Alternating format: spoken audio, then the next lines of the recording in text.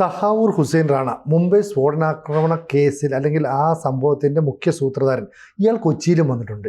അപ്പോൾ ആക്രമണം നടത്തുന്നതിന് 10 ദിവസം മുമ്പ് കൊച്ചിയിൽ വന്നത് ലഷ്കർ ഇ തൊയ്ബ എന്ന് പറയുന്ന ഭീകര സംഘടനയിലേക്ക് ആളുകളെ റിക്രൂട്ട് ചെയ്യാനാണ്. അപ്പോൾ ദുബായിൽ വെച്ച് നടത്തിയ ഒരു ഗൂഢാലോചന അത് ഇംപ്ലിമെൻ്റ് ചെയ്യാൻ കേരളത്തിലേക്ക് വരുന്നു. കൊച്ചി എന്ന് പറയുന്ന വലിയ മെട്രോ നഗരത്തിലേക്ക് എത്തുന്നു. എന്നിട്ട് അവിടെ നിന്ന് 13 ആളുകളുമായിട്ട് ഫോണിൽ സംസാരിച്ചു. ഇയാളുടെ കൂടെ ഒരു സ്ത്രീ ഉണ്ടായിരുന്നു. ഒപ്പം ആലുവ സ്വദേശിയായ ഒരാളുടെ പിന്തുണയുണ്ട്. അയാളെ ഇപ്പോൾ എന്നെ പിടിച്ചു എന്നൊക്കെ കേൾക്കുന്നുണ്ട്.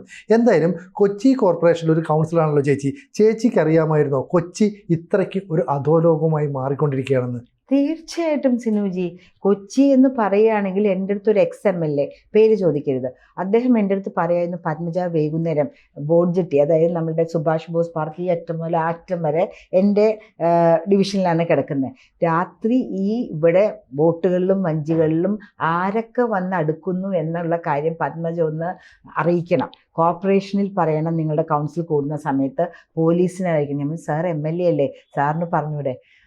പറയാം, പക്ഷെ പത്മജ പറയുന്ന ആ ഒരു, ഞാൻ പഴയ XMLA ആണല്ലോ, ആ ഒരു ഇതിപ്പോൾ കിട്ടുമെന്ന് അറിയില്ല. ജനങ്ങൾക്കറിയാം ബോട്ട് വന്ന് കയറുന്നു, ഇങ്ങനെ ഇറങ്ങി അങ്ങ് പോയി കഴിഞ്ഞാൽ ഇരുട്ടല്ലേ. ആ എന്താണ് ബോട്ട് ജെട്ടിയിൽ ഞാൻ എത്ര ലൈറ്റ് വെച്ചു സിനുജി, പിറ്റേ ദിവസം ചെല്ലുമ്പോൾ ലൈറ്റ് അടിച്ചു പൊട്ടിച്ചിട്ടുണ്ടാവും. എന്നിട്ടിപ്പോൾ സോളാർ ലൈറ്റ് വെച്ചു, ഞാൻ സോളാർ ലൈറ്റ് വെച്ചു കൊടുത്തു. ഇരുട്ടിൻ്റെ മറവിൽ കൊച്ചിയിൽ നടക്കുന്നത് എന്താണ് എന്ന് കുറച്ചൊക്കെ അറിയാവുന്ന ഒരു വ്യക്തിയാണ് ഞാൻ. പക്ഷേ പോലീസിനോട് പറഞ്ഞാൽ പോലും അവർക്കും കുറേയൊക്കെ കാണിക്കും. അവർ എന്തെങ്കിലുമൊക്കെ ചെയ്തു എന്നൊക്കെ കാണിക്കാൻ വേണ്ടിയിട്ട് മയക്കുമരുന്ന് അത് ഇതൊക്കെ. ഈ പറയുന്ന കൊച്ചി സിറ്റി അല്ലെങ്കിൽ പോലും ഒരു ജേർണലിസ്റ്റ് എന്ന നിലയിൽ ഞാൻ ഫോളോ ചെയ്യുന്ന വ്യക്തിയാണ്. നമ്മളുടെ പെരുമ്പാവൂര് എത്ര പേരെയാണ് പൊക്കിയത്? ഇപ്പോൾ ഫോർ ഓൾ വി നോ, എനിക്കറിയാവുന്ന കാര്യം ഞാൻ പറയാം, സിനുജി അല്ലെങ്കിൽ നമ്മുടെ ക്യാമറാമാൻ അല്ലെങ്കിൽ നമുക്ക് ചായ കൊണ്ടു തരുന്ന കുട്ടൻ ഒരു NIA ഓഫീസറായിരിക്കും, നമുക്കറിയില്ല. അങ്ങനെയാണ് അമിത്ഷാജി ഇവിടെ ഓപ്പറേറ്റ് ചെയ്തത്.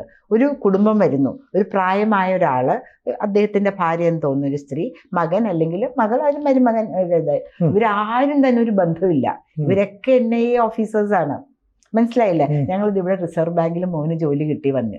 അടുത്ത വീട്ടുകാർ ഉടനെ പോയി റിസർവ് ബാങ്കിൽ പോയി ചോദിക്കോ ഇവൻ റിസർവ് ബാങ്കിൽ വന്നാണോ? അപ്പോൾ അച്ഛനും അമ്മയും കൂടെ വന്നു, ഹിന്ദി സ്പീക്കിങ്ങോ എന്തെങ്കിലുമൊക്കെ ആയിരിക്കും. ഇവര് രാവിലെ എണീറ്റ് അവരുടെ ജോലിക്ക് പോവാണ്, NIA ഓഫീസേഴ്സാണ്. സിനുജി, ഒരു കാര്യം എനിക്ക് പറയാൻ ആഗ്രഹിക്കുന്നുണ്ട്. അത്ര ഉപയോഗിക്കുന്നുണ്ടോ? ഇല്ല. എൻ്റെ അറിവിൽ പലരും ഉപയോഗിക്കുന്നവരുണ്ടാവുമായിരിക്കും. പെട്ടെന്ന് കൂണ് പോലെ എറണാകുളം എൻ്റെ ഡിവിഷൻ ഉൾപ്പെടെയുള്ള സ്ഥലത്ത് ഒരു ചെറിയ മേശയിട്ട് അത്തർ വ്യാപാരികൾ പ്രത്യക്ഷപ്പെടുകയാണ്. പനമ്പള്ളി നഗറിലാണെങ്കിൽ ലൈറ്റും ഡെക്കറേഷൻസ് ഒക്കെ ഉണ്ട്. എൻ്റെ ഡിവിഷനിൽ നമ്മുടെ റെയിൽ പോകുന്നുള്ളൂ, മെട്രോ റെയിൽ പോകുന്നതിൻ്റെ താഴെ ഒരു മാന്യദേഹം പ്രത്യക്ഷപ്പെട്ടു. ലൈസൻസ് ഉണ്ടോ? ലൈസൻസ് ഇല്ല. എന്ന് അവിടെ ഇരിക്കാൻ പറ്റില്ല. ഉടനെ കുറെ പേര് അത്താഴപ്പട്ടണിക്കാരെ ഉപദ്രവിക്കാൻ ഇറങ്ങിയിട്ടുണ്ട്. അത്താഴപ്പട്ടണിക്കാരൻ അത്ര വിൽക്കാനുള്ള കാശ് അവിടെ നിന്ന് കിട്ടി. വളരെ കോസ്റ്റ്ലിയാണ്. എന്നെ കാണുമ്പോൾ അദ്ദേഹം പെട്ടെന്ന് മാറി. ഇന്നലെ രാത്രി ഞാൻ പോകുമ്പോൾ അവിടെ ഇരിപ്പുണ്ട്. ഞാൻ അറിഞ്ഞത് ശരിയായിരിക്കാം തെറ്റായിരിക്കാം, 2:30-3 മണിയാകുമ്പോൾ ഈ അത്ര റിപ്പയർക്കാരനും ഇങ്ങനെ നിക്നാക്സ് വിൽക്കാനിരിക്കുന്നവരൊക്കെ കൂടെ പെരുമ്പാവൂർ ഒരു സ്ഥലത്ത് ഒത്തുചേരുന്നു. അന്ന് എന്ത് നഗരത്തിൽ നടന്നു എന്ന കാര്യങ്ങൾ അവർ പരസ്പരം സംസാരിക്കുന്നു.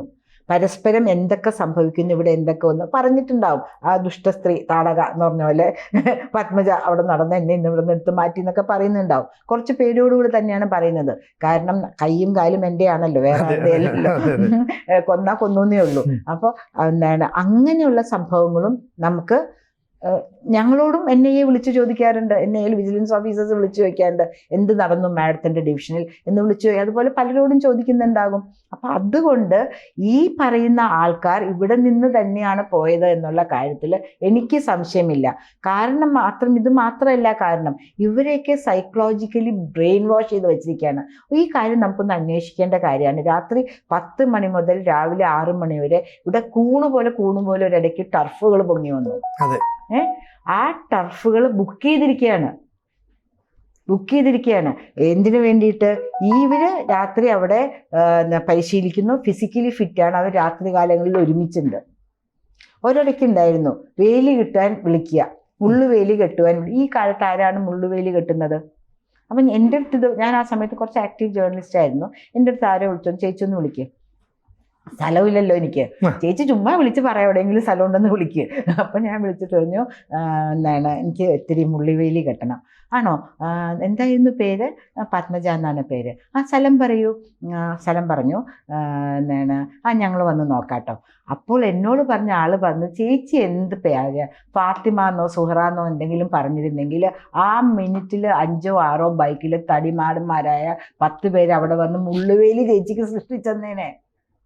ഇതൊക്കെ ശരിയാണ് ഇതാണെന്ന് എനിക്കറിയില്ല. പക്ഷേ എന്റെ സംശയം ഇതല്ലേ, ഈ കൊച്ചി പോലെ ഒരു സ്ഥലത്തേക്ക് റാണ വരുന്നത് ആളുകളെ റിക്രൂട്ട് ചെയ്യാനാണ്. അങ്ങനെ റിക്രൂട്ട് ചെയ്യാനായിട്ട് വരണമെങ്കിൽ നിരോധിക്കപ്പെട്ട പോപ്പുലർ ഫ്രണ്ട് ഉൾപ്പെടെയുള്ള സംഘടനകൾ ഇവിടെ പ്രവർത്തിച്ചാണ്. അത്തരത്തിലുള്ള ആളുകളുമായിട്ട് ഇവർക്ക് ബന്ധം ഉണ്ടാവില്ലേ?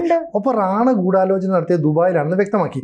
ആ ദുബായിൽ മലയാളികൾ ഉണ്ടാവും, അപ്പൊ ഇവിടെയും മലയാളികൾ ഉണ്ടാവും. അപ്പൊ കൊച്ചി എന്ന് പറയുന്നത് കടലോര മേഖലയാണ്. അദ്ദേഹം താമസിച്ചത് ഈ പറയുന്ന താജ് എന്ന് പറയുന്നത് വളരെ തീരത്തോട് ചേർന്നാണ്. അപ്പൊ മുംബൈയിൽ ആക്രമണം നടത്തിയത് ഇതുപോലെ തീരത്തോട് ചേർന്ന് അല്ലെ കടൽ കൂടെ വന്ന സംഘമാണ്. അതുപോലെ കൊച്ചി ഒരു ഭീഷണിയുടെ നിഴലിലാണെന്നാണോ മനസ്സിലാക്കണ്ടേ? തീർച്ചയായിട്ടും. ഞാൻ പറഞ്ഞിട്ടുണ്ടോ എന്ന് അറിയില്ല, ഒരിക്കൽ കൂടെ പറയാം. എന്തായാലും ഒരു MLA ഉണ്ടായിരുന്നു, മിസ്റ്റർ തോമസ് എന്ന് പറഞ്ഞിട്ട്, നമ്മുടെ കൊച്ചി എന്നുള്ള MLA ആയിരുന്നു. അദ്ദേഹം എന്നോട് പറഞ്ഞിട്ടുണ്ട്, ഒരു ടൈം ബോംബിലാണ്, ഞാനെന്ന ഏഷ്യാനെറ്റ് ആങ്കറാണ്, ടൈം ബോംബിലാണ് പത്മജ കൊച്ചി ഇരിക്കുന്നത്. ഇൻഫിൽട്രേഡ് വിത്ത് കാശ്മീരി മുസ്ലിം ആതങ്കവാദീസ് എന്ന് പറഞ്ഞാൽ എന്താണ് ഈ ആക്ടിവിസ്റ്റോ എന്താ പറയുക, എന്താണ് ഭീകരന്മാർ, അവർക്ക് ഇങ്ങോട്ടേക്ക് വന്ന് കയറിയാൽ മതി.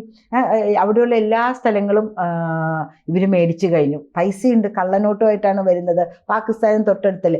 ഇൻഫിൽട്രേഡ് വിത്ത് ദം ആൻഡ് ഒരു ടൈം ബോംബിലാണ് എനിക്ക്, എപ്പോൾ വേണമെങ്കിലും പൊട്ടിത്തെറിക്കാമെന്ന്. വർഷങ്ങൾക്ക് മുമ്പുള്ള കഥയാണ്, കഥയല്ല സത്യമാണ്. എൻ്റെ അമ്മ മട്ടാഞ്ചേരി വിമൻ ആൻഡ് ചിൽഡ്രൻ ഹോസ്പിറ്റലിൽ ഗൈനക്കോളജിസ്റ്റ് ആയിരുന്നു. അവിടെ വരുന്ന ആൾക്കാരോട് എന്താ ഭർത്താവിന് ജോലി എന്ന് പറഞ്ഞാൽ, ഒരു വലിയ IAS ഓഫീസറിനോ പോലീസ് ഓഫീസറിനോ എഞ്ചിനീയറിനോ പറഞ്ഞ കള്ളക്കടത്ത്. അപ്പം അമ്മയ്ക്ക് ആദ്യം ഒരു കളിയാക്കുകയാണോ എന്താണോ എന്ന് മനസ്സിലാവുന്നില്ല. ഒരു 5-6 കള്ളക്കടത്ത് കഴിഞ്ഞപ്പോൾ അമ്മ കൂടെ നിൽക്കുന്ന നഴ്സിനെ വിളിച്ചു, എന്താണ് ഇവരെല്ലാവരും കള്ളക്കടത്ത്? അതേ മാഡം, ഇവിടെയുള്ള ആൾക്കാരുടെ മെയിൻ വരുമാനം കള്ളക്കടത്താണ്. അന്ന് നമുക്ക് വളരെ ഈസി ആയിട്ട് കിട്ടുന്നില്ല. അപ്പൊ വലിയ വലിയ ഷിപ്പുകൾ വരുമ്പോൾ ഇവർ ചെറിയ മച്ചുവായിൽ ചെന്ന് ഈ കയറി തൂങ്ങി ഇതെടുത്തുകൊണ്ട് വരും. അപ്പൊ അന്ന് മുതലേ ഇങ്ങനെയുള്ള ആൾക്കാരുടെ ഒരു സങ്കേതമായിട്ട് കൊച്ചി മാറിയിട്ടുണ്ട്. ഇപ്പൊ കൊച്ചി ഇങ്ങനെ മാറാൻ കാരണം എന്താണെന്ന് വെച്ചാൽ, നമ്മളുടെ തീരദേശത്ത് ഓൾറെഡി ആൾക്കാരുണ്ട്. അപ്പൊ അവരൊന്ന് പ്രൊട്ടക്ട് ചെയ്താൽ മതി. അന്യദേശ തൊഴിലാളികളാണെങ്കിലും വന്നാൽ കൊച്ചിയിലും എറണാകുളം ജനറലായിട്ട് നമുക്ക് എടുക്കാം. എറണാകുളത്തിൻ്റെ പെരുമ്പാവൂരാണ് ഏറ്റവും വലിയ ഹബ്ബ് എന്ന് പറയുന്നു. അങ്ങോട്ടേക്കും വേഗം കൊണ്ടുപോവുകയാണ്. അവരുടെ ആധാർ കാർഡ് മാറ്റി കൊടുക്കാൻ ആളുകൾ ഏജൻസി ഉണ്ട്. ഇപ്പം ഞാൻ ചോദിക്കും, भैया दिखाइए आपका आधार कार्ड, मेरे पास कागज नहीं है, ഫോൺ മേ ഹേ. ഫോണിലൊന്നും മനസ്സിലാവില്ല, ആരുടെയോ പേര് ഇത് ഇങ്ങനെ ബ്ലേഡ് ആയിട്ടുള്ള ഒരു സാധനം. ഇതാണെങ്കിലും നമുക്ക് കടലാസാണെങ്കിൽ നമുക്ക് മനസ്സിലാവില്ലേ. അപ്പൊ ഇദ്ദേഹം പറഞ്ഞ പോലെ റാണയുടെ കാര്യം പറഞ്ഞപ്പോൾ നമ്മൾ തിരിച്ചു വരികയാണെങ്കിൽ തീർച്ചയായിട്ടും PFI നമ്മൾ നിരോധിക്കാൻ കാരണം എന്താ, ഇവിടെ നടക്കുന്ന പല ദേശദ്രോഹപരമായ കാര്യങ്ങൾ അമിത്ഷാജിയുടെ ഓഫീസിൽ നിന്ന് റിപ്പോർട്ട് കിട്ടി. ഇവിടെ കറക്റ്റായിട്ട് മോണിറ്ററിങ് നടക്കുന്നുണ്ട്. അല്ലെങ്കിൽ 1921 ഊരിയ കത്തി അറബിക്കടലിൽ എറിഞ്ഞിട്ടില്ല എന്ന് മുദ്രാവാക്യം വിളിച്ച ആൾക്കാരൊക്കെ ഇപ്പം എങ്ങോട്ട് പോയി? ഇന്ന് BJP എല്ലാ രാജ്യം ഭരിച്ചിരുന്നതെങ്കിൽ ഞാനും സിനുജിയും നമ്മളെല്ലാവരും അറബിക്കടലിൽ ചീഞ്ഞ് അഴിഞ്ഞ് ചിലപ്പോൾ മത്സ്യത്തിൻ്റെ ഇതായിട്ട് നമ്മൾ തീർന്നു പോയിട്ടുണ്ടാകാം. പക്ഷേ ഇന്ന് നമ്മൾ ആത്മാഭിമാനത്തോടെ ഭാരതീയരായിട്ട് ജീവിക്കുന്നുണ്ട് എങ്കിൽ അതിന് കാരണം മോഡി സർക്കാർ തന്നെയാണ്. അവിടെ യാതൊരു ഭേദവുമില്ല. പലരും എന്നോട് ചോദിക്കാറുണ്ട്, എസ്സീസ്മെൻ്റെ മകൾക്ക് എങ്ങനെ BJPയിൽ ചേരാൻ പറ്റും? നമ്മൾ BJPയിൽ മാത്രമേ ചേരാൻ പറ്റുള്ളൂ. ഭാരതീയ ജനതാ പാർട്ടിയാണ്, ഭാരതീയ മുസ്ലിം പാർട്ടിയല്ല, ഭാരതീയ ഹിന്ദു പാർട്ടിയല്ല, ഭാരതീയ ക്രിസ്ത്യൻ പാർട്ടിയില്ല. മുസ്ലിം ലീഗ് എന്ന് പറയുന്ന പാർട്ടി, അതിലൊരാളെ കാണിച്ചു തരാമോ വേറെ മതത്തിൽപ്പെട്ട്? അവർ സെക്യുലറാണ്. പക്ഷെ ഭാരതീയ ജനതാ പാർട്ടി എന്ന് പറയുമ്പോൾ സെക്യുലർ അല്ല. ഈ കേരളത്തിൽ എല്ലാവർക്കും വളമുണ്ട്, പൈസ. 2 കണ്ടെയ്നർ എങ്ങോട്ടേക്കാണ് വന്നത്? ഭൂമി വില എങ്ങനെ കുതിച്ചുയർന്നു? 25,000 രൂപയുടെ ഭൂമി വില പിറ്റേ ആഴ്ച മുതൽ 5 ലക്ഷമായി. 18% ഉള്ളൂ ഹിന്ദുക്കളുടെ കയ്യിൽ ലാൻഡ്. ബാക്കി ലാൻഡ് എവിടെ പോയി? എല്ലാവർക്കും, അതായത് രാഷ്ട്രദ്രോഹത്തിന് വേണ്ടി മുന്നിട്ട് നിൽക്കുന്ന ആൾക്ക് വളക്കൂറുള്ളൊരു മണ്ണായിട്ട് കേരളം എന്നേ മാറിക്കഴിഞ്ഞു. ഇപ്പോൾ ജനങ്ങൾ അതിൽ കുറച്ചും കൂടെ ഒരു കോൺഷ്യസ് ആണ്. അവർക്ക് കുറച്ചും കൂടെ അവയർനെസ് വന്നു. ഞങ്ങൾക്കിവിടെ സ്വസ്ഥമായി ജീവിക്കാൻ പറ്റുമോ എന്ന് പലർക്കും തോന്നി തുടങ്ങി. പലരും എന്നോട് ചോദിക്കാറുണ്ട്, ചേച്ചി ഇങ്ങനെ പേടിപ്പിക്കുന്ന പോലെ പറയല്ലേ ചേച്ചി, എവിടേക്കെങ്കിലും വേറൊരു വീടും കൂടെ മേടിക്കണോ? ഞാൻ പേടിപ്പിക്കുകയല്ല, എനിക്ക് പേടിപ്പിച്ചിട്ട് എന്താ കാര്യം? എനിക്കറിയാവുന്ന കാര്യങ്ങൾ ഒരു ജേർണലിസ്റ്റ് എന്നുള്ള നിലയ്ക്കും ഇപ്പോൾ ഒരു കൗൺസിലർ എന്നുള്ള നിലയ്ക്കും അറിയാവുന്ന കാര്യങ്ങൾ ഞാൻ പറയുന്നു. അതിൽ ഞാൻ വെള്ളം ചേർക്കുന്നില്ല, കള്ളം പറയുന്നില്ല. നിങ്ങൾക്ക് വേറെ എവിടെയെങ്കിലും ആസ്തി ഉണ്ടെങ്കിൽ മേടിച്ചിട്ടോളൂ എന്നും ഞാൻ പറയാറുണ്ട്. കാരണം ഈ പറയുന്ന റാണ പോലുള്ള ആൾക്കാർക്ക് എന്ത് ധൈര്യം വന്ന് താജിലാണ് താമസിച്ചത് അല്ലേ? അദ്ദേഹത്തിന് കയ്യാളായി നിന്നത് ആലുവക്കാരൻ. രണ്ടുപേരെയും ഇരുത്തി ഒരുമിച്ച് ചോദ്യം ചെയ്യാൻ പോകുന്നു എന്നാണ് മീഡിയ റിപ്പോർട്ട് ചെയ്യുന്നത്. ഇവിടുന്ന് റിക്രൂട്ടിംഗ് ഏജൻസിയിലേക്ക് പോകാനായിട്ട് സ്ത്രീകൾ ഉൾപ്പെടെ എങ്ങനെ തയ്യാറാവുന്നു? എന്തുമാത്രം മസ്തിഷ്ക പ്രക്ഷാളനമാണ് അവർക്ക് നേരെ നടത്തിയിട്ടുണ്ടാകുക. ഒരാളെ കൊല്ലാനായിട്ട് പോവുകയാണ്. ഒരു കാര്യവും കൂടെ പറഞ്ഞിട്ട് ഞാൻ അവസാനിപ്പിക്കാം സിനുജി. കാശ്മീരി ഫയൽസ് കണ്ടിട്ടില്ലേ? അതിൽ സിനുജിക്ക് ഏറ്റവും വിഷമം തോന്നിയ കാര്യം എന്താ? എല്ലാ വിഷമം തോന്നിയ കാര്യങ്ങളല്ലേ. ഇപ്പൊ ഒരു സ്ത്രീയെ അറക്കവില്ലിൽ കൊണ്ടുപോകുന്നു നമുക്ക് ഉൾക്കൊള്ളാൻ പറ്റുമോ? ഇനി അത് പറഞ്ഞ എൻ്റെ അടുത്ത് ഞാൻ ഇവിടെ നിന്ന് എണീറ്റ് വന്ന് ഇടി കിട്ടും കേട്ടോ. ഭർത്താവിനെ കൊന്നിട്ട് ഇതൊക്കെ റിയാലിറ്റി അല്ലേ? അതാണോ? അപ്പോൾ ശരി അതൊക്കെ നമ്മൾ കണ്ടു. അതിനൊന്നും ആർക്കും പ്രശ്നം ഉണ്ടായിട്ടില്ല കേട്ടോ. ലൂസിഫറിൽ എന്തെന്ന് മറ്റേ ഗുജറാത്തിൽ തൃശ്ശൂലം അതൊക്കെ വെറുതെ ഉണ്ടാക്കിയ കാര്യങ്ങളാണ്. അത് വെച്ച് നമ്മളെ ഭയങ്കരമായിട്ട് പറയുന്നുണ്ട്. ഇതൊക്കെ നടന്ന കാര്യങ്ങളാണ്. ഞാനും ഒരു ജേർണലിസ്റ്റ് ആയിരുന്നു ആ സമയത്ത്, അവിടെ ഞാൻ ഉണ്ടായിരുന്നു. അതൊന്നുമല്ല എന്നെ ഇതാക്കിയത്. 25 പേരെ നിരത്തി ട്രഞ്ചുണ്ട്. ഒരൊറ്റയാള് നിന്ന് ചിരിച്ചുകൊണ്ട് ഓരോരുത്തരായിട്ട് കൊല്ലാണ്. ഒന്നാമത്തെ ആളുടെ ഇവിടെ ബുള്ളറ്റ് കൊള്ളുമ്പോൾ 5ാമത്തെ ആൾക്കറിയാം, 18ാമത്തെ ആൾക്കറിയാം എൻ്റെ സമയം വരുന്നു. ആരെങ്കിലും മുന്നോട്ട് വന്നോ? ആ ഭയമാണ്. അവനൊക്കെ ചത്തോട്ടെ, ഞാനെങ്ങാനും രക്ഷപ്പെട്ടു പോയാലോ, ബുള്ളറ്റ് തീർന്നാലോ. ഒരു റിവോൾവറിൽ 6 ബുള്ളറ്റല്ലേ ഉള്ളൂ. ഇത് പക്ഷെ മെഷീൻ ഗണ്ണായിരുന്നു കാണിക്കുന്നത്. ആ ഒരു അവസ്ഥ പലരുടെയും മനസ്സിലുള്ളത് കൊണ്ടാണ് ഇവിടെ ജിഹാദി പ്രവർത്തനങ്ങൾ അല്ലെങ്കിൽ രാഷ്ട്രവിരുദ്ധ പ്രവർത്തനങ്ങൾ നമ്മൾ അറിഞ്ഞിട്ടും കണ്ണടച്ച് തലകുമ്പിട്ട് നിൽക്കുന്നത്. അതുകൊണ്ട് നമ്മളുടെ മനസ്സിൽ ഭയമുള്ളത് കൊണ്ടാണ്. സിനോജി മരിച്ചോട്ടെ, ഞാനും എൻ്റെ മക്കളും. അദ്ദേഹം മരിച്ചോട്ടെ, ക്യാമറാമാൻ, ഞാനും എൻ്റെ മക്കളും ഭർത്താവും. ആ ഒരൊറ്റ സീൻ മാത്രമേ എൻ്റെ മനസ്സിൽ ഇന്നുള്ളൂ, വിങ്ങുന്ന വേദനയായിട്ട്. 1ാമത്തെ ആളെ കൊള്ളുമ്പോൾ 25ാമത്തെ ആൾ എന്തുകൊണ്ട് ചാർജ് ചെയ്തില്ല? 18ാമത്തെ ആളും 16ാമത്തെ ആളും 14ാമത്തെ ആളും ബാക്കി 24 പേരും ഒരുമിച്ച് ചാർജ് ചെയ്തിരുന്നെങ്കിൽ ഒരൊറ്റ ഗണ്ണ കിടുകിടുകിടാന്ന് വെടിച്ചു കൊള്ളുന്നതിന് മുമ്പ് ആർക്കെങ്കിലും ഒരാൾക്ക് ഇദ്ദേഹത്തിൻ്റെ മേത്തേക്ക്, വെടിവെക്കുന്ന ആളുടെ മേത്തേക്ക് ചാടി വീഴാലോ. അതാണ് എന്നെ അലട്ടിയ പ്രശ്നം. ഇപ്പോഴും ഈ റാണയുടെ കാര്യം പറയുമ്പോഴും എൻ്റെ മനസ്സിൽ വരുന്നത് പ്രതികരിക്കണം, ശക്തമായി പ്രതികരിക്കണം. ജീവിതം ഒന്നേ ഉള്ളൂ.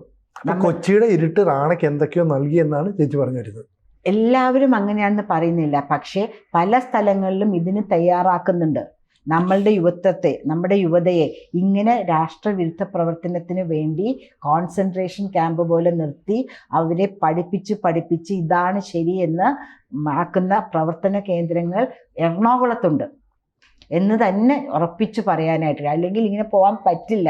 നമ്മളുടെ വസുദൈവ കുടുംബകം, ലോകാ സമസ്ത സുഖിനോ ഭവന്തു എന്ന ഒരു അടിയുറച്ച വിശ്വാസത്തിൽ ജീവിച്ച് വളരുന്ന എല്ലാവരും ഭാരതീയർക്ക് ഇങ്ങനെ ആകാൻ പറ്റില്ല. എവിടെയോ അവർക്ക് മസ്തിഷ്ക പ്രക്ഷാളനം കിട്ടുന്നുണ്ട്. ഇതാണ് സത്യമെന്നും അള്ളാഹുവിലേക്ക് പോകാനുള്ള മാർഗം ഇതാണെന്നും, മരണം കൊന്നുണ്ടെങ്ങനെയാണ് ദൈവം ആക്സെപ്റ്റ് ചെയ്യുക? ചോര പുരണ്ട കരങ്ങൾ എങ്ങനെയാണ് ദൈവം ആക്സെപ്റ്റ് ചെയ്യുക? കൂടുതൽ വാർത്തകളും വിശേഷങ്ങളും നിങ്ങളിലേക്ക് എത്താൻ ABC മലയാളം സബ്സ്ക്രൈബ് ചെയ്യുക, ബെൽ ബട്ടണും അമർത്തുക.